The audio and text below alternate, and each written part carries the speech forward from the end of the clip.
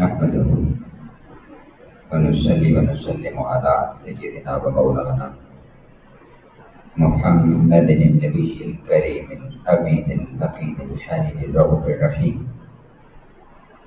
أما بعد فأعوذ بالله من الشيطان الرجيم. بسم الله الرحمن الرحيم.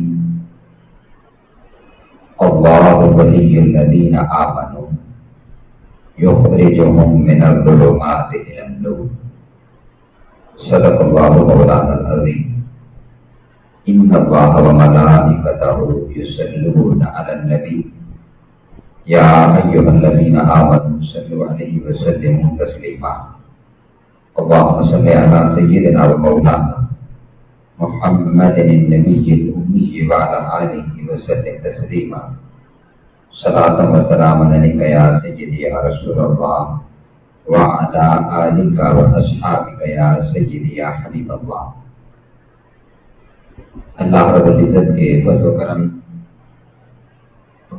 اور کریم آقا صلی اللہ علیہ وآلہ وسلم کے نعلین مبارکہ کے تصدق سے بحمدہ تعالی جمعۃ المبارک عظیم بابرکت اللہ رب العزت کے حضور ہم حاضر ہیں. سفر المظفر کے اس بابرکت مہینے میں بالخصوص ہم اہل لاہور جن پر اللہ رب العزت نے حضور سیدنا داتا گنج بخش علی بن عثمان اجمیری رضی اللہ تعالی عنہ کی صورت میں ایک کرم فرمایا ہے اور ہمیں اپنے بندہ خاص سے نوازا ہے. تو آپ کے یوم وصال کی مناسبت سے آپ کا خوش مبارک جو گزشتہ تقریباً 1000 سال سے باقاعدگی کے ساتھ یہاں لاہور شہر میں منایا جاتا ہے. تو آج ہم حضور سیدنا داتا گنج بخش علی اجمیری رضی اللہ تعالیٰ عنہ کی عید حیات مبارکہ کے بارے میں جاننے کی کوشش کریں گے. حضور داتا گنج بخش علی اجمیری رضی اللہ تعالیٰ عنہ آپ صرف خطہ لاہور ہی کے لیے نہیں بلکہ اس پورے خطہ ہندوستان اور بالخصوص خطہ پنجاب کے لیے اللہ رب العزت کی عنایات میں سے ایک عنایت ہے. اللہ رب العزت کے کرم اس کی رحمت میں سے اس کا ایک مظہر ہے آپ کی شخصیت یہاں پر ہونا.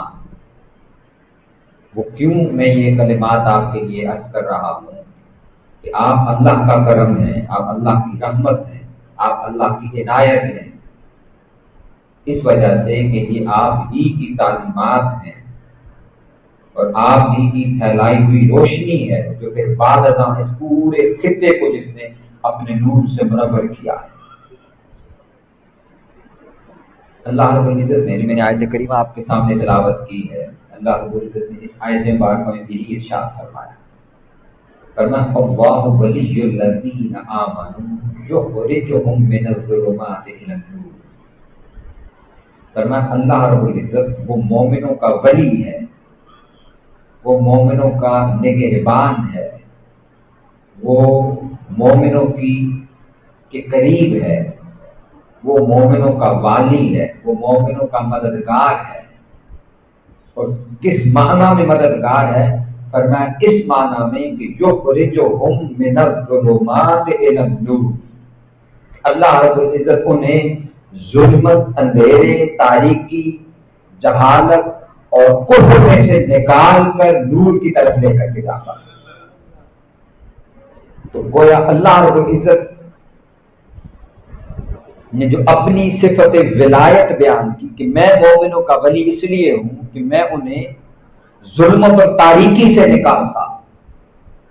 تو اب اللہ رب العزت نے انسانیت کے ساتھ جو واسطہ قائم کیا ہے وہ براہ راست نہیں رکھا، وہ واسطے اور وسیلے کے ذریعے تعلق رکھا ہے. اور اس تعلق کو قائم کرنے والی شخصیت اور ہستیاں وہ انبیاء کرام علیہ السلام ہیں.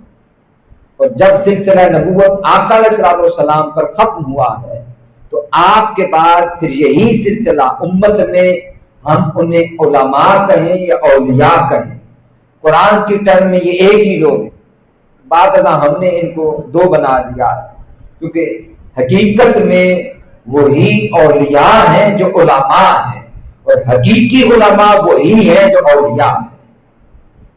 یہ دونوں چیزیں ایک دوسرے کے لیے لازم و ملزوم ہیں، یعنی ایسا عالم جو ولایت سے خالی ہو، یعنی اس میں عمل نہ ہو، اس میں نور نہ ہو، اس میں زہد و تقویٰ نہ ہو، اس میں اخلاق نہ ہو، تو ایسا علم بھی عالم کے لیے نفع مند نہیں ہے، سوسائٹی کے لیے نفع مند نہیں ہے، اور ولی بغیر علم کے ہوتا ہی نہیں ہے۔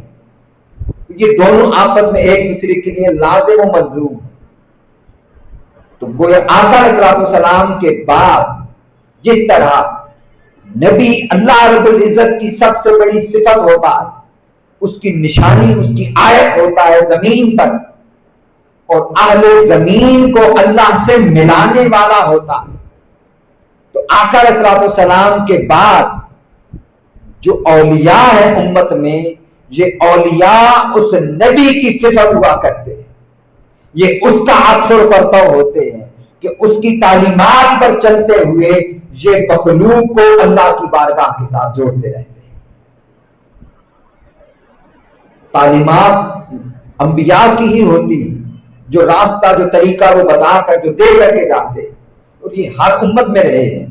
لیکن آقا علیہ الصلوۃ والسلام پر جب سلسلہ نبوت ختم ہوا ہے، تو آپ کے بعد یہ سارا سلسلہ اللہ رب العزت نے آپ کی امت کے علماء اور اولیاء میں منتقل فرمایا ہے۔ آقا علیہ السلام کی حدیث مبارکہ حضور نے فرمایا کہ العلماء ورثۃ الانبیاء، کہ علماء وہ انبیاء کے وارث ہوتے ہیں، وہ اسی معنی میں کہ وہ ان کے علم، ان کے طریقے، ان کی تعلیمات، اس کو امت کے اندر اسی طریق پر آگے لے کر کے چلتے ہیں، اور جب وہ اس کی دعوت اور تبلیغ دیتے ہیں تو دعوت و تبلیغ یہ نبوی فریضہ ہے، ادھر نبوی فریضہ پر انجام دیتے ہیں اور ادھر تعلیمات بھی نبوی دے رہے ہوتے ہیں۔ تو اس لیے آقا علیہ السلام نے فرمایا کہ یہ علماء انبیاء کے وارث ہوتے ہیں۔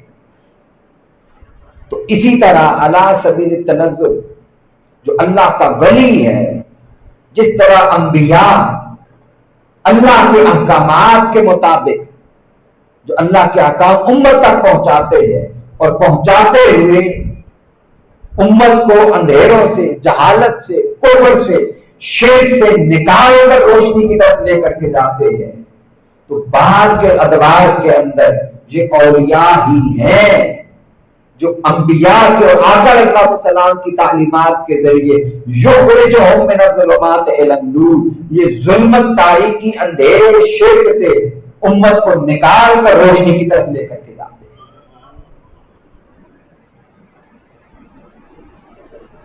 اور اس کو یوں ہم سمجھ لیتے ہیں کہ یہ جو لفظ ولی ہے، ولی کا معنی ہوتا ہے قریب ہونا، جڑا ہوا ہونا۔ تو ہم جس کو کہتے ہیں کہ یہ اللہ کا ولی ہے، تو معنی یہ ہوتا ہے کہ یہ اللہ کے قریب ہے، اللہ سے جڑا ہوا ہے۔ اور اللہ خود کو جب فرما رہا ہے کہ میں مومنوں کا ولی ہوں، تو گویا اللہ ان سے جڑا ہوا ہے، اللہ ان کے قریب ہے۔ تو ولی اللہ اور مخلوق کے درمیان وہ واسطہ ہوتا ہے جس واسطے کے ذریعے مخلوق اللہ کے ساتھ جڑتی ہے۔ کیونکہ انبیاء کی تعلیمات کا بھی مقصود کون ہے؟ بولیے کون ہے؟ اللہ رب العزت کی ذات۔ اونچی آواز میں بولیے، انبیاء کی تعلیمات کا مقصود کون ہے؟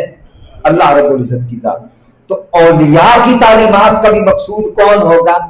اللہ رب العزت کی ذات۔ اسی کو ولایت کہتے ہیں کہ ولی وہ جو خود اللہ کے ساتھ ملے اور مخلوق کو اللہ کے ساتھ ملائے، واصل باللہ کرے، جو مخلوق کو اللہ کے ساتھ جوڑے، اللہ کی طرف بلائے، اللہ اور اس کے رسول کی طرف لے کر کے آئے۔ ہم آگے چل کے داتا گنپش اور ہندوی کی تعلیمات میں یہ دیکھیں گے کہ آپ نے خاص اس پر کیا ارشاد کروایا کہ صوفی یا ولی ہوتا کون ہے۔ تو یہ آقا علیہ السلام کی امت کے یہ لوگ ہیں، اور یہ خود آقا علیہ السلام کی صفت بھی، اور قرآن مجید کی صفت اللہ رب العزت نے سورہ ابراہیم میں بھی بیان کروائی، فرمایا کہ تخرج الناس من الظلمات الی النور، جو میں نے اس آیت مبارکہ کی تفسیر کی ہے تو خود قرآن اس پر گواہی دے رہا ہے کہ آپ اس لیے ان پر بھیجے گئے ہیں کہ یہ جو ظلمت شرک کی تاریکی نے ان کو جکڑ رکھا ہے، جہالت کی تاریکی نے ان کو جکڑ رکھا ہے، تو آپ ان کو اس ظلمت سے، اس تاریکی سے، شرک سے نکال کر روشنی کی طرف یعنی اللہ رب العزت کی طرف لے کر کے آئے۔ تو ہم جب حضور سیدنا داتا گنج بخش علی حجویری رضی اللہ تعالی عنہ کی حیات مبارکہ کو دیکھتے ہیں تو آپ بھی ان نفوس قدسیہ میں سے ہیں جو اس خطہ پنجاب اور لاہور میں جب تشریف لائے ہیں تو یہ بھی شرک کا ظلمت قضا تھا، اندھیرا تھا یہاں پر شرک کا، تو آپ لتخرج الناس من الظلمات الی النور کا فیض لے کر یہاں پر داخل ہوئے اور یہاں کے لوگوں کو شرک کی ظلمت اور اندھیرے سے نکال کر اللہ کی توحید کی روشنی کی طرف لے کر کے گئے۔ تو میں نے جو آپ کے سامنے عرض کیا کہ آپ اللہ کے انعاموں میں سے ایک انعام ہیں، آپ اللہ کی رحمت میں سے ایک رحمت ہیں، اللہ کے فضل میں سے اس کا فضل ہے اس خطہ پر۔ اس کا معنی یہ ہے کہ ہم اگر پیچھے چل کر دیکھیں تو ہمارے آباء و اجداد وہ تو اگر اس خطہ کے رہنے والے تھے، خطہ ہندوستان کے، تو وہ کس مذہب کے پیروکار ہو سکتے ہیں؟ بولیے، جو یہاں کے لوگ تھے وہ کس مذہب کے پیروکار تھے؟ وہ شرک کے عقیدے پر تھے، اس کا نام آپ جو بھی دے رہے اس کو، شرک کے عقیدے پر تھے۔ تو ان کو توحید سے کس نے روشناس کروایا؟ ان کو توحید کی تعلیمات کس نے دی؟ یہ وہ معنی ہے اس کا کہ جنہوں نے ظلم سے نکالا۔ تو اس لیے میں نے گفتگو کے آغاز میں کیا کہ حضور داتا گنج بخش علی حجویری رحمۃ اللہ علیہ وہ فقط ہم ان کو یہ نہ کہیں کہ وہ اللہ کے ولی ہیں، اللہ کے برگزیدہ آدمی ہیں، بلکہ وہ اہل لاہور، اہل پنجاب، خطہ ہندوستان پر اللہ کا فضل بھی ہے، وہ اللہ کی رحمت بھی ہے، اللہ کا انعام بھی ہے، اللہ کا کرم بھی ہے، جن کے وسیلہ سے، جن کے واسطہ سے اللہ نے ہمیں توحید کی روشنی عطا فرمائی اور آج ہم آقا صلی اللہ علیہ وسلم کے نام لیوا ہیں۔ تو آج سے 1000 سال قبل آپ یہاں پر تشریف لائے۔ اب ہم آپ کی شخصیت کے حوالے سے جانتے ہیں۔ آپ کا اصل نام علی ہے۔ اصل نام کیا ہے آپ کا؟ علی۔ اور آپ حسنی حسینی سید ہیں، یعنی آپ کا جو سلسلہ نسب ہے وہ حسنی اور حسینی سادات ہیں، یعنی آپ والدہ کی طرف سے اور والد کی طرف سے سیدنا امام، والد کی طرف سے سیدنا امام حسن علیہ السلام کی اولاد سے ہیں اور والدہ کی طرف سے سیدنا امام حسین علیہ السلام کی اولاد سے۔ اور آپ افغانستان میں جو شہر ہے غزنی، اس غزنی شہر کا ایک محلہ ہے حجویر اور ایک محلہ ہے جلال، وہاں کے رہنے والے ہیں۔ اور جو روایات ملتی ہیں وہ یہ ہے کہ آپ اپنے ننہال میں تھے جب پیدائش، آپ کی والدہ اپنے میکہ میں تھی جب آپ کی ولادت ہوئی، اس وجہ سے آپ کو جلالی بھی کہتے ہیں، اور کیونکہ اصل میں رہنے والے حجویر کی بستی اور محلہ کے تھے اسی لیے آپ کو حجویری بھی کہتے ہیں۔ جو بڑا شہر تھا وہ غزنی شہر تھا، غزنی شہر کے رہنے والے تھے۔ اور آپ کی جو والدہ تھی اور جو والد تھے وہ دونوں بہت بڑے اللہ کے ولی تھے۔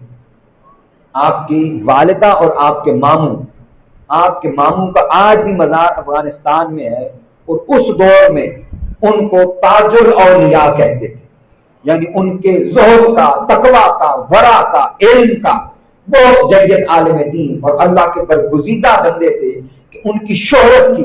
پھر اسی طرح آپ کی والدہ انتہائی نیک خاتون، بڑے اعلیٰ اخلاق کی مالک تھی، تو دونوں بہن بھائیوں کی شہرت تھی افغانستان میں، اور ان کو تاج الاولیاء کہتے ہیں کہ اولیاء کے سر کا تاج ہے یہ ہستی۔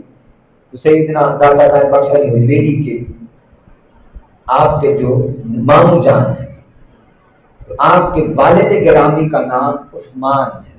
والد گرامی کا نام کیا ہے؟ عثمان۔ آپ 8 واسطوں سے حضور مولا کائنات کے ساتھ آپ کا سلسلہ نسب ملتا ہے۔ کتنے واسطوں سے؟ 8 واسطوں سے، کیونکہ آپ پہلے ادوار میں سے سن 400 ہجری میں آپ کی ولادت ہوئی، 401 ہجری میں۔ آج 1447 चल रही है। तो आज से ठीक 1000 साल पहले, 1000 साल आपकी विलादत हुई वहां हुजवेर में। तो आपने वहीं इब्तिदाई तालीम अपनी 4 साल की उम्र में आगाज किया, कुरान मजीद की तालीम हासिल की। फिर अपने मामू से ही आपने आगे चल करके अरबी की, सर्फ की, नहव की इब्तिदाई तालीम आपने इसका आगाज किया।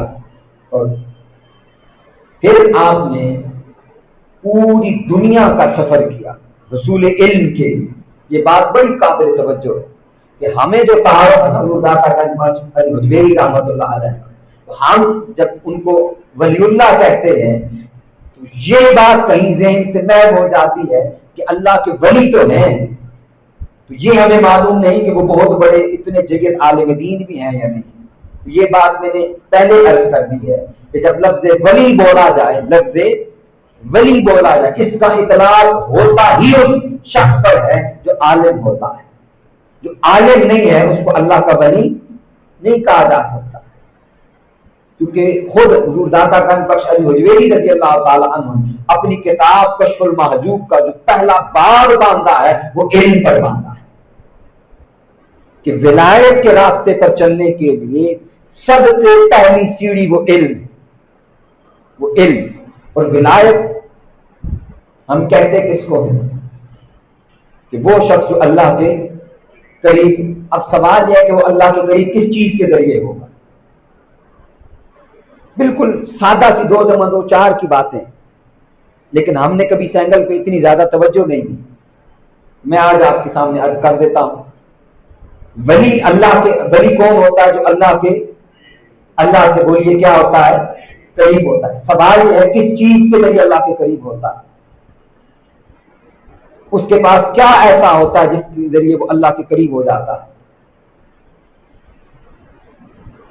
बोलिए, क्या करामतों के जरिए वो अल्लाह के करीब होता है? नहीं। वो सबसे पहले इल्म हासिल करता है। सबसे पहले क्या हासिल करता है? इल्म। इसको कुरान मजीद से समझ लें। अल्लाह रब्बुल इज्जत ने जब हजरत आदम अलैहिस्सलाम को तकलीफ फरमाया, आदम अलैहिस्सलाम का पुतला था मिट्टी का बना हुआ, खाली, उसमें रूह नहीं थी, अभी जान नहीं थी। तो रूह जब डाली तो अब वो जानदार इंसान बशर हजरत आदम अलैहिस्सलाम बने। अब जब वो आदम अलैहिस्सलाम बन गए तो सबसे पहली चीज जो अल्लाह रब्बुल इज्जत ने हजरत आदम अलैहिस्सलाम को अता फरमाई, कुरान मजीद में अल्लाह रब्बुल इज्जत ने फरमाया अऊज़ु बिल्लाहि मिनश शैतानिर रजीम व अल्लम आदमल अस्मा। रूह फूंकने के बाद जब आदम जानदार हुए, जिंदा हुए, पहली चीज जो अल्लाह ने अता फरमाई वो अल्लाह रब्बुल इज्जत ने इल्म अता फरमाया। वो ये क्या चीज अता फरमाई? इल्म अता फरमाई। अब इस इल्म के जरिए इंसान, जब इल्म होगा तो उसको पता चलेगा ना कि आका अलैहिस्सलाम की सुन्नत क्या है, अल्लाह रब्बुल इज्जत के अहकामात क्या है। तो बंदा करीब होता है अल्लाह के हुक्म मानने से, अल्लाह के करीब होता है। जितना अल्लाह के अहकामात को मानेगा, आका अलैहिस्सलाम की सुन्नत पर जितना अमल पैरा होगा, वो उतना अल्लाह के ज्यादा करीब होगा। वो किसी और चीज का नाम विलायत नहीं है। विलायत किस चीज का नाम है? कि जो शख्स इल्म के जरिए अमल में आ जाए, यानी उसका इल्म और अमल जब इकट्ठे हो जाए, एक जगह पर आ जाए, इसको कहते हैं कि ये शख्स अल्लाह का वली है। अब जब वो वली बन जाता है, अब ये भी हदीस मुबारक है। हमारे यहाँ बात लोग करामतों का इनकार करते हैं, वो कहते हैं ये कोई लोगों की बनाई हुई बात है, ये कैसे हो सकता है, कैसे हो सकता है। तो यहाँ पर ये भी अकीदे की बात अर्ज कर दूं। इस पर सैयद शेखुल इस्लाम डॉक्टर मोहम्मद ताहिरुल कादरी दामद बरकातहुल्लाह आलिया ने कुछ अर्सा कबल, क्योंकि ये फितना जब जोर पकड़ रहा था, तो आपने इंटरव्यूज रिकॉर्ड करवाए अपने टीवी चैनल पर, 24 न्यूज पर। तो वो 4 किस्तों में इंटरव्यू नशर हुए और आपने इन सवालात के जवाबात इरशाद फरमाए, जो आज के दौर में औलिया के हवाले से लोगों के ज़हनों के अंदर शक पैदा किया जाता है, मशकूक किया जाता है इस पूरे अमल को, और ये कहा जाता है कि ये जो तसव्वुफ है ये कोई बनी बनाई और बाद में घड़ी गई चीज है। तो आपने इसको साबित किया है कि ये عین قرآن و حدیث ہے. اس کی بنیادی وجہ میں آپ کو عرض کر دیتا ہوں کہ لوگوں کے ذہن میں جب یہ بات آتی ہے نا کہ یہ کوئی الگ چیز ہے، وہ ہمارے اپنے عمل ہیں. وہ بولیے وہ کیا چیزیں ہیں؟ وہ ہمارے اپنے، ہم جن لوگوں کو آج کے دور میں پیر کہتے ہیں، اب جب آپ ان کے عمل کو دیکھتے ہیں تو وہ قرآن اور سنت سے مطابقت نہیں رکھتا. اس سے لوگوں کو لگتا ہے کہ یہ جو کام کرتے ہیں یہ شاید کوئی اور چیز ہے، قرآن اور سنت کی تعلیم تو یہ ہماری کمزوری ہے. اولیاء کے اندر ایسی کمزوری نہیں. اس میں آپ نے ان کے جوابات ارشاد فرمائے، اس پر پوری روشنی ڈالی اور دوسری شیخ الاسلام نے بڑی وضاحت کے ساتھ یہ بات فرمائی کہ کرامت کا مطلقاً انکار کرنا کہ صرف کرامت ہوتی ہی نہیں ہے، ایگزسٹ ہی نہیں کرتی، ایسا کہنا اور عقیدہ رکھنا یہ کفر ہے. یہ دو الگ چیزیں ہیں. ایک یہ کہنا کہ فلاں ایک شخصیت ہے، میں ان کی کرامتوں کو نہیں مانتا، یہ ایک الگ بات. اور ایک یہ عقیدہ رکھنا کہ سرے سے کسی بھی کرامت دنیا میں ہوتی ہی نہیں ہے، ایسا عقیدہ رکھنا کفر ہے. اس کی وجہ یہ ہے کہ ایسا عقیدہ یہ قرآن سے متصادم ہے، یہ نفس قرآنی کا انکار ہے. کیونکہ قرآن مجید میں اللہ رب العزت نے حضرت مریم علیہ السلام جو نبی نہیں ہے بلکہ ایک نبی کی والدہ اور اللہ کی ولیہ ہے، ان کی کرامت کا بھی ذکر کیا ہے. اللہ رب العزت نے حضرت سلیمان علیہ السلام کے ایک صحابی عاصف بن برقیہ کی کرامت کا ذکر کیا، حضرت خضر علیہ السلام کی کرامات کا باقاعدہ ذکر کیا، اصحاب کہف کا پوری صورت الگ اس پر نازل کی، حضرت لقمان کا ذکر کیا، حضرت ذوالقرنین کا. یہ وہ لوگ ہیں جو نبی نہیں تھے اور قرآن نے ان کی مختلف کرامات کو قرآن مجید نے بیان کیا. تو اس کرامت کا انکار کرنا یہ نص قرآنی کا انکار ہے. ہاں آپ کسی مخصوص شخصیت کے بارے میں کہتے ہیں کہ میں ان کی ان کرامتوں کو نہیں مانتا، تو اس پر ہم کچھ نہیں کہتے، وہ آپ کا عقیدہ آپ مانے نہ مانے. تو کرامت کے بارے میں یہ عرض کر رہا تھا کہ جو کرامت ہوتی ہے، اب حدیث مبارکہ میں آپ کو عرض کرتا ہوں، بخاری شریف کی روایت، اور آقا علیہ السلام ولایت کو ڈیفائن فرمائے اور اللہ رب العزت فرماتا ہے، یہ حدیث قدسی ہے، فرمایا کہ اللہ رب العزت فرماتا ہے کہ بندہ وہ فرائض کے ذریعے میرے قریب ہوتا ہے. کس کے ذریعے قریب ہوتا ہے؟ فرائض کے ذریعے. اور میں نے گفتگو کے آغاز میں آپ کو ولی کا ترجمہ بتایا تھا کہ ولی کا معنی کیا ہے؟ قریب ہونا. ولی کا معنی کیا ہے؟ کس کے قریب ہونا؟ اللہ رب العزت. اور اللہ رب العزت کو فرما رہا ہے کہ یہ جو میرا بندہ میرے قریب ہوتا ہے یعنی وہ ولی بنتا ہے تو کس کے ذریعے بنتا ہے؟ سب سے پہلے فرائض کے ذریعے، یعنی وہ فرائض میں کوتاہی نہیں کرتا. جو فرض چیزیں ہیں اللہ رب العزت کی بارگاہ سے، وہ نمازوں کی صورت میں، وہ روزوں کے، وہ زکوٰۃ کے، وہ حج کے، وہ دیگر معاملات جو فرض کے زمرے میں آتے ہیں، اللہ کا ولی ان کا تارک نہیں ہوتا. دوسری چیز اللہ رب العزت نے فرمایا پھر وہ نوافل کے ذریعے میرے اور زیادہ قریب ہوتا ہے. یعنی فرض کرنے میں تو باقی انسان تو اور وہ تو برابر ہو گئے، لیکن اس کو کوئی چیز جو خاص میرے قریب کرتی ہے وہ یہ ہے کہ وہ پھر صرف فرضوں پر نہیں رہتا، وہ فرضوں سے زیادہ عمل کرتا اور میرا قرب حاصل کرتا ہے. اب آپ اللہ رب العزت نے فرمایا کہ جب وہ میرے اور زیادہ قریب ہوتا ہے تو ایک لمحہ وہ آ جاتا ہے کہ فرمایا کہ پھر میں اس کے ہاتھ بن جاتا ہوں جس سے وہ پکڑتا ہے. یہ حدیث قدسی ہے، بخاری شریف کی روایت کر رہا. فرمایا میں اس کی آنکھ بن جاتا ہوں جس سے وہ دیکھتا، میں اس کے کان بن جاتا ہوں جس سے وہ سنتا، میں اس کے پاؤں بن جاتا ہوں جس سے وہ چلتا. تو اس سے ثابت ہوا کہ اب جب وہ اللہ کا قرب حاصل کرنے کے بعد کوئی عمل کرتا ہے، وہ ایسا کام جو ہماری روٹین کی لائف میں نہ ہو اور ہماری عقل اس کو قبول نہ کرے، یہ کام کیسے ہو سکتا ہے؟ تو بھائی عام انسان جو خالی چھوٹا موٹا عمل کرتا ہے اس سے کوئی ایسی بات پر سرزد نہیں ہوتی، کیونکہ اللہ نے کوئی وعدہ کیا ہے کہ میں اس کے ہاتھ اور پاؤں نہیں بنتا، میں اس کے ہاتھ اور پاؤں بنتا ہوں جو اضافی عمل کر کے میرے قریب ہوتا ہے، میرا قرب حاصل کرتا. تو جب اس سے خلاف عقل چیزیں دیکھو، خلاف عادت چیزیں دیکھو تو اس پر حیران نہ ہو، اس لیے کہ اللہ کے قرب کے ذریعے اللہ فرما رہا ہے کہ میں اس کے ہاتھ بن جاتا ہوں. اب جو خلاف عادت چیز ہوئی ہے وہ اللہ کے عمل سے، اللہ نے اپنے کرم سے اس کے آپ سے خود ارشاد فرمائی.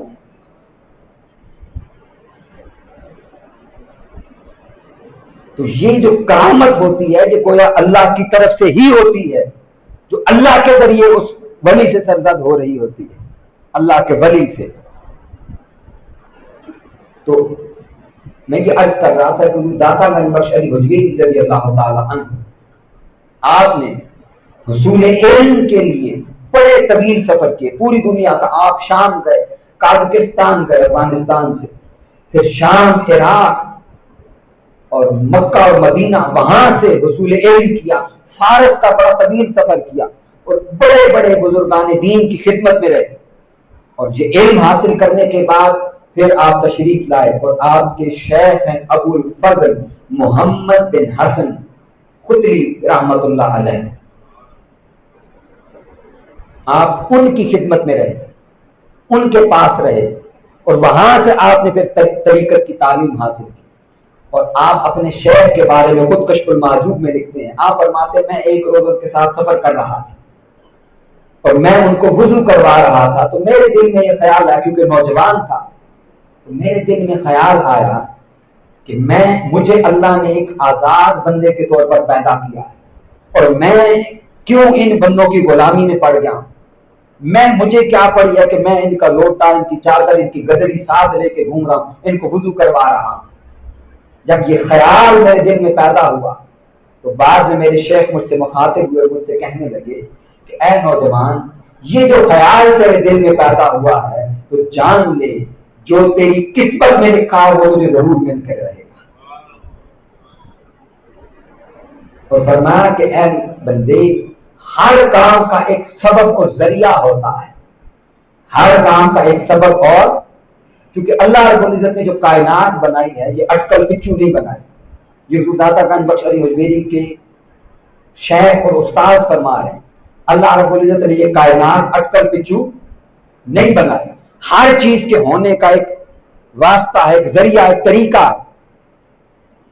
جیسے گندم زمین سے اگتی ہے نا، تو اس کا ایک پراپر طریقہ کار ہے فصل اگانے کا، کہ آپ پہلے زمین پہ بسر کرتے ہیں، پھر زمین میں بیج بوتے ہیں، پھر کھاد دیتے ہیں، پھر پانی، پھر جا کے فصل اگتی ہے. تو یہ اللہ نے ایک طریقہ بنایا ہر کام کا.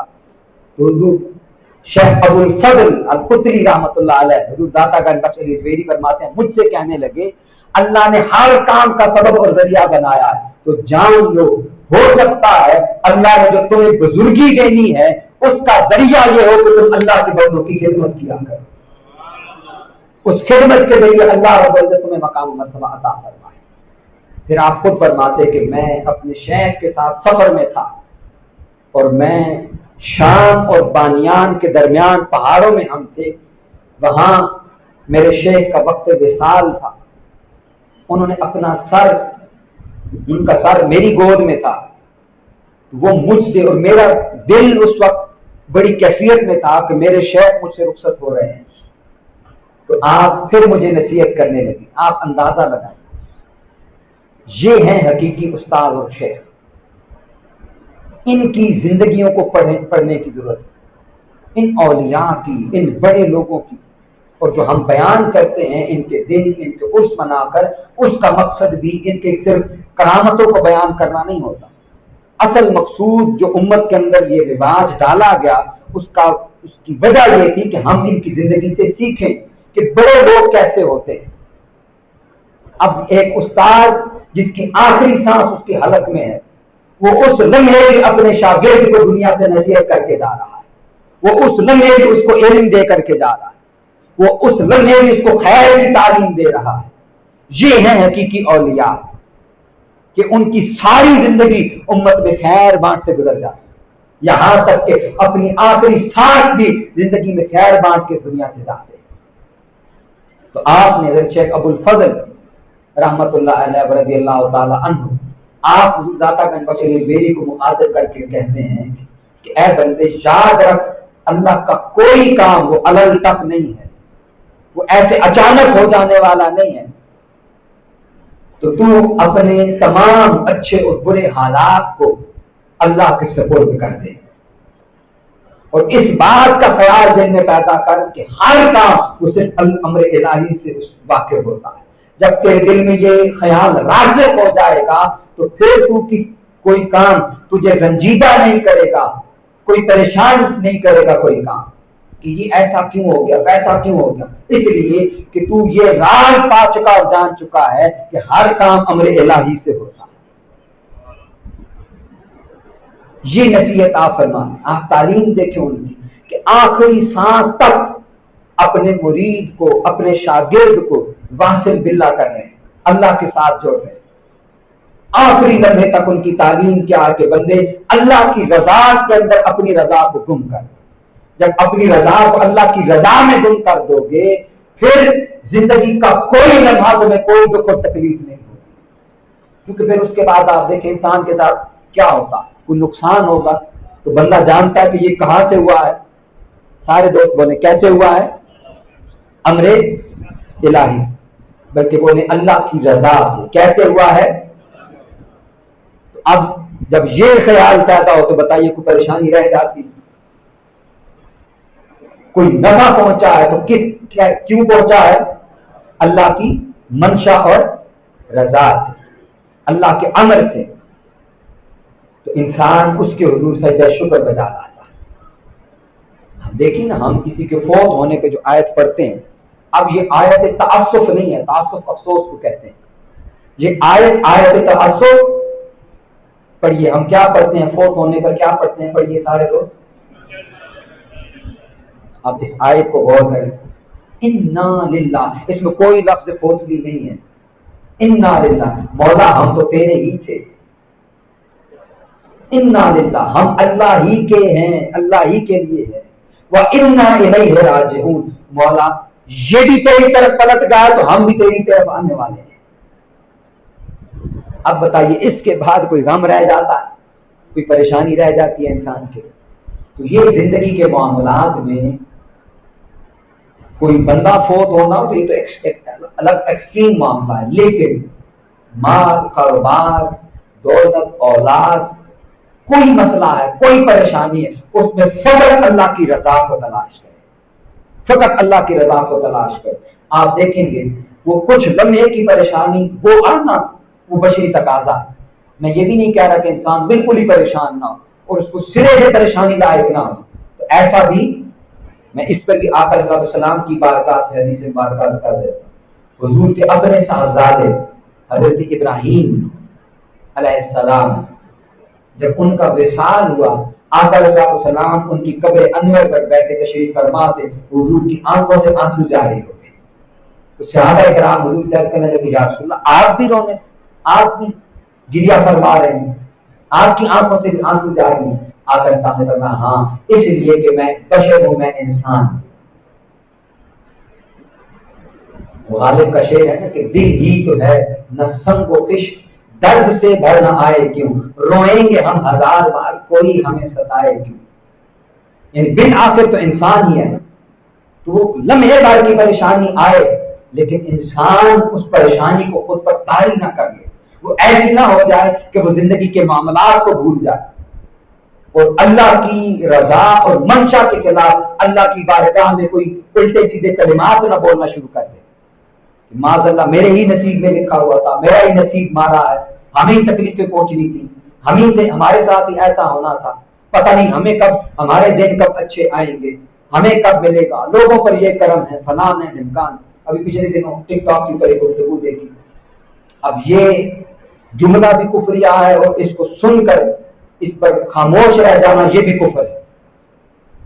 بالکل ایک جان وہ ٹک ٹاک پر ویڈیو بنا رہے ہیں، وہ کہتے کہ اللہ ہر ایک کی سنتا ہے، تو ایسے لگتا ہے کہ ہماری باری اللہ رب العزت نے ہینڈ فری لگا دی، معاذ اللہ سماعت کرتے ہیں۔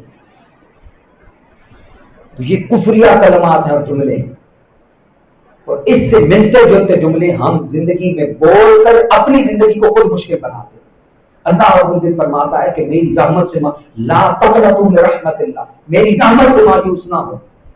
تو آپ تصور کیجئے کہ ہم جب یہ کہنا شروع کر دیں او جی ہماری اتنی مشکلات ہیں، ہم اتنی محنت کر کے اتنی مزدوری کر کے ملتا ہی کچھ نہیں ہے، یہ تھوڑے سے لوگ ہیں، فلانے کو بھی اتنا مل گیا، فلانے کو بھی اتنا مل گیا، ہمارے نصیب ہی مارے ہیں، جب ہم خود اللہ رب العزت کی بارگاہ سے مایوس ہیں، اللہ رب العزت فرماتا ہے میں بندے کے گمان کی طرح وہ جیسا مجھے سوچتا ہے ویسا پا لیتا ہے. انا ظن عبد بی، میں بندے کے گمان کی طرح جیسا میرے بارے میں گمان کرے گا، تصور کرے گا، سوچے گا، وہ ویسا مجھے. اور جس نے یہ سوچنا ہی شروع کر دیا کہ میرے نصیب میں شاید اللہ نے لکھا ہی نہیں ہے یا آپ نے تقدیر بھی لکھی ہے، وہ فرماتا ہے جیسا میرے بارے میں سوچے گا ویسا ہی پائے. تو اس چیز کو ہم زندگی سے کیا کریں؟ یہ حضور داتا کا مشہور حضوری کی تعلیمات میں سے کہ بندہ اس کی، آپ نے اپنے شیخ کا یہ واقعہ کیوں لکھا؟ اس وجہ سے کہ بعد میں آنے والے جب اس کو پڑھیں تو وہ اس عقیدے پر قائم، وہ اس عقیدے پر راسخ ہوں کہ بندہ ہر حال میں اللہ کی رضا میں کیا رہے؟ راضی رہے. تو پھر آپ فرماتے ہیں کہ میرے ایک استاد تھے، ان کا نام تھا ابو سعید فضل اللہ بن محمد مہینی رحمت اللہ علیہ. وہ فرماتے ہیں کہ شیخ ابو مسلم فارسی، وہ مجھ سے یہ بات انہوں نے شیئر کی. وہ کہتے کہ میں جب حضرت ابو سعید کے پاس پہنچا تو بڑے شاہانہ لباس پہن کر تخت پہ بیٹھے ہوئے تھے، اور کہتے کہ میرے پاس جو لباس تھا وہ بڑا ماڑا سا لباس تھا، کمزور سا لباس تھا.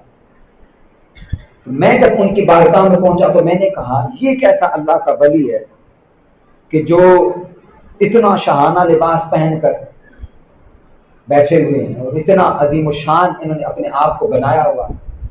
تو ان کو یہ فقر کے بارے میں کیا جانتے ہیں کہ فقر کیا ہے؟ تو کہتے کہ وہ ان کو میرا یہ خیال پر اللہ رب العزت نے آگاہ فرما دیا. تو وہ مجھے مخاطب کر کے کہنے لگے کہ تم نے یہ جو بات کہی ہے اور سوچی ہے، یہ بات تم نے کس کتاب میں پڑھی ہے؟ یہ بتاؤ کہ یہ بات کس کتاب میں پڑھی ہے کہ جو اللہ کا ولی ہوگا، جو فقر پر رہنے والا ہوگا، وہ ٹھاٹ پاٹ کا لباس نہیں پہن سکتا، وہ اچھی زندگی نہیں کی. ہمارے ہاں بھی ہے یہ کام.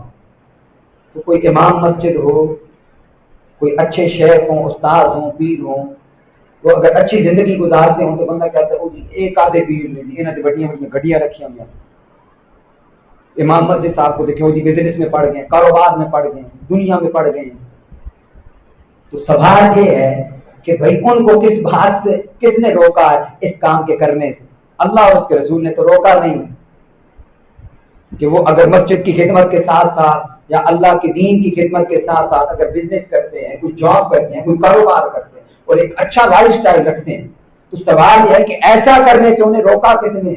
اللہ اور اس کے رسول نے تو روکا نہیں. آپ فرماتے کہ تم نے یہ بات کہاں سے پڑھی؟ تو کہتے میں بڑا شرمندہ ہوا اپنے دل میں کہ واقعتاً میرے دل میں یہ خیال تو آیا لیکن میرے پاس اس بات کی دلیل نہیں ہے. تو آپ کہتے کہ وہ پھر مجھے کہنے لگے کہ اے نوجوان، اے بندے، التصوف قیام القلب مع اللہ. تصوف نام ہے کہ بندے کا دل ہر حال میں اللہ کے ساتھ جڑا رہے. یہ ظاہری بنا قطع کا نام نہیں ہے کہ کسی کا لباس ایسا ہے تو وہ اللہ کے ساتھ جڑا ہوا، کسی کا لباس ایسا ہے تو وہ اللہ کے ساتھ فرمایا نہیں. یہ تصوف اس بات کا نام ہے کہ ہر حال میں اس کا دل اللہ کی ذات کے ساتھ جڑا ہوا، وہ اللہ کے ساتھ ہو، وہ معلّہ ہو. حضور داتا گنج بخش علی حجویری رحمۃ اللہ علیہ فرماتے کہ مجھے میرے شیخ ابو الفضل قطری رحمۃ اللہ علیہ آپ نے حکم فرمایا کہ ہندوستان کی قطبیت تمہیں دی گئی. کس کی قطبیت دی گئی ہے؟ اس لیے میں نے گفتگو کے آغاز میں یہ بات کہی کہ آپ صرف لاہور کے نہیں، پنجاب کے نہیں، پورے خطہ ہندوستان کے شیخ ہیں، پورے خطہ ہندوستان، اور آپ کو پورے خطہ ہندوستان کی قطبیت دی گئی. یہ ایک الگ تفصیل ہے پوری تصوف کے موضوع میں. آپ کو مختصر ایک مثال پیش کر دیتا ہوں. یہ احادیث میں یہ لفظ وارد ہوئے ہیں، جو میں لفظ بول رہا ہوں آقا اسلام کی احادیث اس پر موجود ہے کہ جو ابدال ہیں، اولیاء ہیں، ان میں مراتب ہوتے ہیں، اوتاد اور ابدال. ان ابدالوں میں پھر آگے کتب ہوتے ہیں اور ان میں سے پھر ایک بڑے کتب ہوتے ہیں، بڑے شیخ ہوتے ہیں. تو وہ آپ یوں سمجھ لیں کہ جیسے ہمارے یہاں پنجاب میں بہت سارے ڈپٹی کمشنر اور پھر ان کے اوپر کمشنر اور پھر ان کے اوپر وزیر اعلیٰ یا گورنر ہیں. کہ ایڈمنسٹریٹو نظام کو چلانے کے لیے تو تصوف کے نظام کو اللہ رب العزت نے اور آقا علیہ السلام نے جس کو بیان فرمایا ہے اس میں ایک پورے علاقے کا روحانی پیشوا ہوتا ہے. تو اس پورے خطہ ہندوستان کے روحانی پیشوا کا نام حضور داتا گنج بخش علی بجویری رحمۃ اللہ علیہ.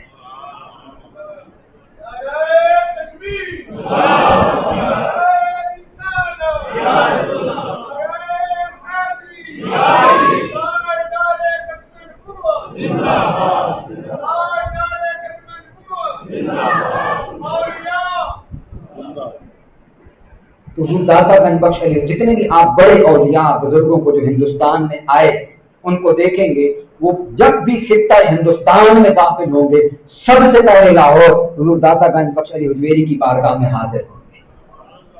حضور خواجہ معین الدین چشتی اجمیری رحمۃ اللہ علیہ آپ اپنے شیخ کے ساتھ سفر کر رہے تھے عراق کا شام کا. وہاں سے سفر کرتے کرتے آپ مدینہ طیبہ پہنچے اور آقا علیہ السلام کی بارگاہ میں حاضری دی تو وہاں آقا علیہ السلام نے آپ کی ڈیوٹی لگائی کہ اے معین الدین تمہاری ڈیوٹی ہندوستان میں ہے, اجمیر میں ہم نے لگائی ہے. اور آپ نے خواب بھی دیکھا اور اپنے شیخ کو سنایا کہ میں ایسے بڑے اونچے پہاڑی ٹیلوں کو میں نے دیکھا ہے. تو آپ نے فرمایا اس کا معنی یہ ہے کہ تمہاری ڈیوٹی اللہ رب العزت نے اور آقا علیہ السلام نے ہندوستان میں لگا. حضور خواجہ معین الدین چشتی اجمیری کو بھی اسی لیے نائب رسول کہتے ہیں کہ خود آقا علیہ السلام نے آپ کی ڈیوٹی لگائی. تو وہ جب ہندوستان آئے اجمیر نہیں گئے, اجمیر کہاں راجستھان کے اندر ہے بہت دور یہاں سے, لیکن وہ خطہ ہندوستان میں داخل ہوئے سب سے پہلے حضور داتا گنج بخش علی اجمیری کی بارگاہ کے اندر حاضری دیا, یہاں چلا کشی کی, یہاں سے فیضیاب ہوئے, اجازت لے کر پھر اپنے شہر اور علاقے کی طرف گئے. اسی طرح حضور بابا فرید الدین گنج شکر رحمۃ اللہ علیہ انہوں نے بھی آپ کی بارگاہ میں چلا کشی کی, یہاں سے حاضری دی. پھر ہمارے اس دور کے اندر ایک بہت بڑی ہستی جو اللہ رب العزت نے ہمیں عطا کی, حضور سیدنا غوث اعظم رضی اللہ تعالی عنہ کے شہزادے وہاں بغداد سے جب ہندوستان تشریف لائے پیر سیدنا طاہر علاء الدین القادری الگیلانی البغدادی رحمۃ اللہ علیہ ٹاؤن شپ میں جن کا مزار ہے, حضور سیدی شیخ الاسلام کے بھی شیخ ہیں, وہ بھی جب بغداد سے حضور سیدنا غوث اعظم رضی اللہ تعالیٰ عنہ کی بارگاہ میں تھے, ان کے وہاں نائب خلیفہ اور ان کے متولی ہیں, وہاں سے جب آپ کی ڈیوٹی ہندوستان میں لگی تو آپ بھی سب سے پہلے حضور داتا گنج بخش علی اجمیری کی بارگاہ میں. اس لیے کہ میں نے عرض کیا کہ آپ کو اللہ رب العزت نے اس علاقے کی قطبیت عطا کی ہے, روحانی مقام ہے آپ کا یہاں پر. تو یہاں جب آپ تشریف لائے تو آپ نے جہاں اس وقت دریائے راوی یہاں تھا جہاں آج آپ کا مزار ہے, تو آپ نے راوی کے کنارے پر اپنی رہائش اختیار کی اور چھوٹی سی ایک مسجد تعمیر کروائی. تو آپ کی مسجد وہ بالکل عین مغرب کی طرف نہیں تھی, اس کی سمت تھوڑی سی جنوب کی طرف تھی. تو یہاں جو پہلے علماء موجود تھے ان کے درمیان یہ گفتگو ہونے لگ پڑی کہ یہ جو ایک نیا بندہ یہاں پر آیا ہے علی بن عثمان, تو اس کی مسجد کا قبلہ درست نہیں ہے. تو یہ بات مشہور ہو گئی لاہور کے اندر. تو وہ وفد بنا کر آپ کی خدمت میں حاضر ہوئے. تو آپ نے فرمایا کہ ایک نماز میرے ساتھ ادا کریں یہاں پر. تو جب آپ نماز کے لیے کھڑے ہوئے, نماز عصر کے لیے وہاں پر کھڑے ہوئے آپ امامت فرما رہے تھے, تو اللہ رب العزت نے یہ آپ کی کرامت ظاہر کی کہ ان جتنے علماء تھے ان کے سامنے سے حجابات اٹھ گئے. جب انہوں نے اپنی نگاہوں سے دیکھا تو حضور داتا گنج بخش کی مسجد کے محراب کے سامنے انہیں کعبۃ اللہ نظر آ رہا.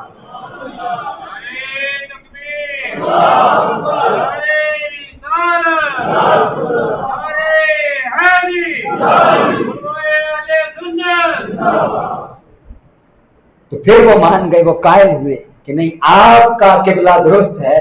پھر انہوں نے اپنی مساجد کا بھی قبلہ درست کرنا شروع کر دیا. پھر یہاں پہ جو حکمران تھا اس کا نام تھا رائے راجو, جو یہاں پر مشہور تھا. تو وہ شعبدہ باز تھا اور وہ سفلی علوم کالا علم جانتا تھا, کالے علم کا ماہر تھا. تو وہ لوگوں سے کہتا تھا کہ اپنے جو جانور ہیں ان کا دودھ میرے پاس لے کر کے آؤ. تو آپ ایک روز اپنی بیٹھے ہوئے تھے اپنی کوٹڑی پر, اس کے باہر تشریف فرما تھے. تو ایک خاتون گزر رہی تھی, تو آپ نے اس خاتون سے کہا کہ اس برتن میں مٹکے میں کیا ہے؟ اس نے کہا کہ دودھ ہے. آپ نے فرمایا کہاں لے کر کے جا رہے؟ اس نے کہا میں رائے راجو کے پاس لے کر جا رہا۔ آپ نے فرمایا یہ دودھ قیمتاً مجھے فروخت کر دو۔ تو وہ اس خاتون نے انکار کیا۔ آپ نے فرمایا ایسا کیوں؟ اس نے کہا کہ اگر ہم اس کے پاس نہ لے کر کے جائیں تو اس کے پاس ایسی طاقتیں ہیں کہ ہمارے جانوروں کے تھنوں سے پھر دودھ نہیں آتا، پھر خون آنا شروع ہو جاتا ہے۔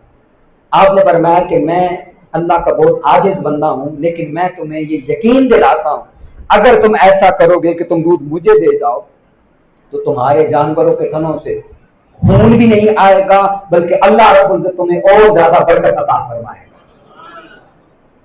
اب میں یہاں پر ایک وضاحت عرض کر دیتا ہوں پہلے کہ یہ جو اس قسم کی کرامات کا ظہور کبھی کرتے ہیں اولیاء اللہ کے بندے، تو یہ نمبر ایک تو یہ اذن الہی سے ہوتا ہے، اور دوسری بات اس کا مقصد آپ یوں جان لیں کہ اپنے دین کو وہاں پر پھیلانا اور راسخ کرنا ہوگا۔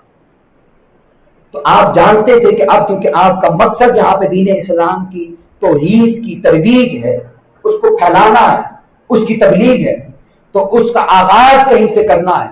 تو لوگوں کے ذہنوں میں جو راسخ عقیدہ ہے اس کو پہلے توڑنا، اس کو ختم کرنا، اس غلامی کو توڑنا جو بندوں کی انہوں نے اختیار کر رکھی۔ تو اس کو توڑنے کے لیے اگر وہ اس قدر سخت ہو تو اللہ رب العزت اپنے بندوں سے پھر کرامات کا ضرور فرماتا ہے۔ تو آپ نے جب ان سے کہا، وہ خاتون مان گئی آپ کی بات سے قائل ہو کے، آپ نے اس سے دودھ خریدا، دودھ حاصل کیا، استعمال کیا، اس کو قیمت دے دی۔ جب وہ خاتون گھر پہنچی، اس نے جب اپنے جانوروں کا دودھ دھویا تو وہ معمول سے زیادہ یعنی دودھ دھو چکی، اس کے بعد بھی اس کے تھنوں کے اندر دودھ باقی تھا۔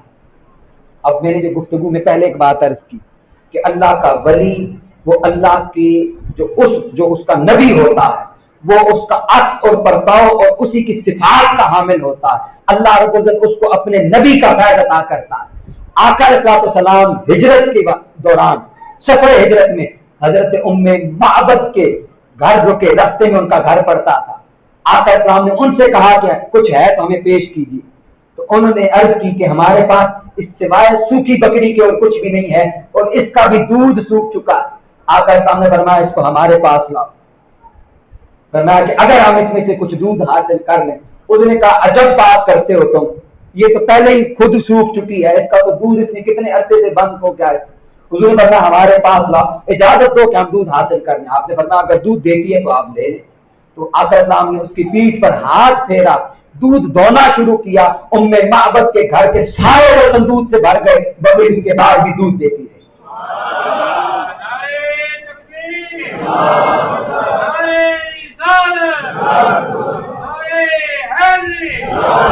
ادھر یہ آقا علیہ السلام کا معجزہ ہے، اور اللہ رب العزت نے آقا علیہ السلام کا یہی فیض حضور کے شہزادے حضرت سید علی بن عثمان الجویری رضی اللہ تعالیٰ عنہ کو عطا فرمایا۔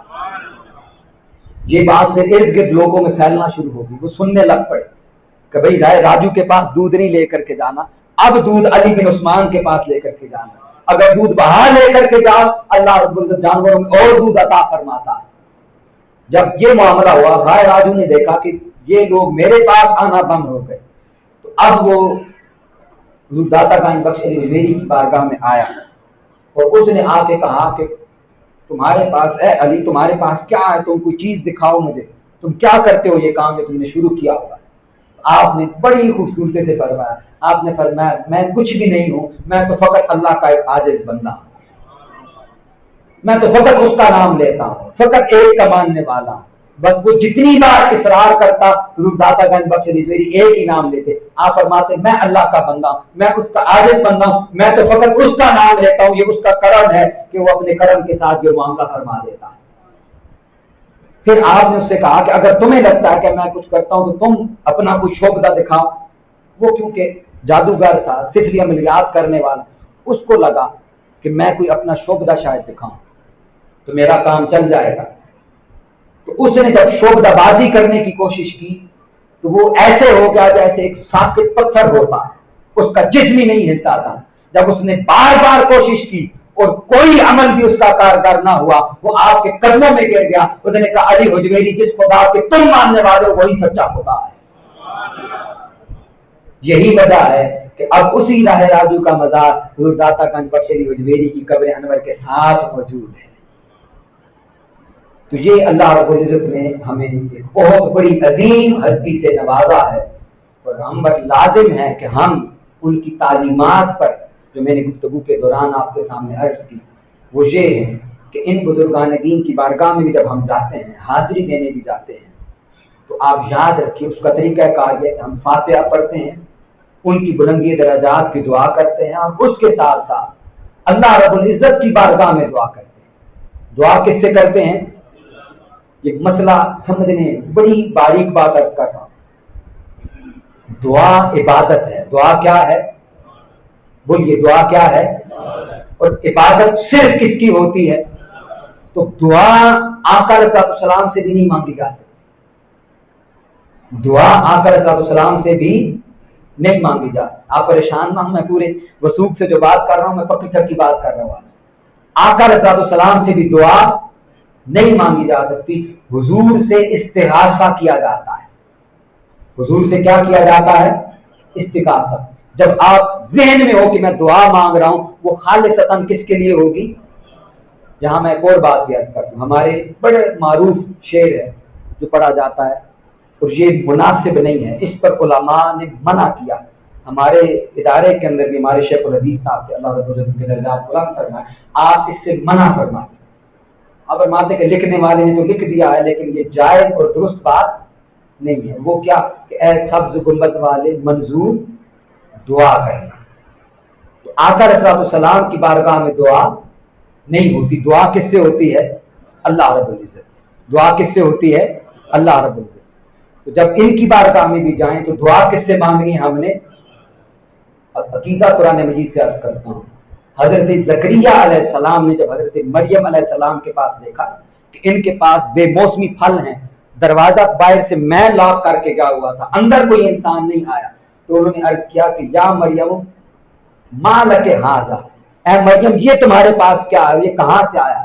तो हजरत मरियम अलैहिस्सलाम ने कहा हाज़ा मिन इंदिल्लाह, ये मेरे रब की तरफ से मेरे पास खाना पहुंचा। तो हजरत ज़करिया अलैहिस्सलाम अल्लाह के नबी हैं। कुरान कहता है हुनालिका दुआ ज़करिया रब्बा।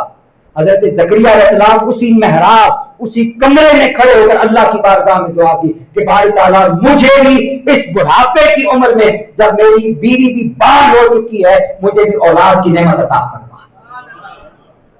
तो उस अल्लाह की वलिया के मेहराब में खड़े होकर दुआ की। अल्लाह रब्बुल इज्जत ने उसी वक्त वही नाज़िल की, फरमाया कि हम तुम्हें क्या करते हैं? यहया की खुशखबरी देते हैं। अकीदा ये रखिए कि हम मांग इनसे नहीं रहे होते, मांग किस तरह होते हैं? अल्लाह। तो कुरान का अकीदा रखें कि हम इनकी बारगाह में खड़े होकर इसलिए मांग रहे हैं कि अल्लाह के बरगुज़ीदा हैं, इनके सदके से अल्लाह रब्बुल इज्जत जरूर कर्म फरमाता है। तो हाजिरी दें और उनसे कसबे खैर करें जो उनकी तालीमात, अल्लाह रब्बुल इज्जत उनकी तालीमात पर अमल पैरा होने की तौफीक अता फरमाए। वमा अलैया इल्लल बलागुल मुबीन।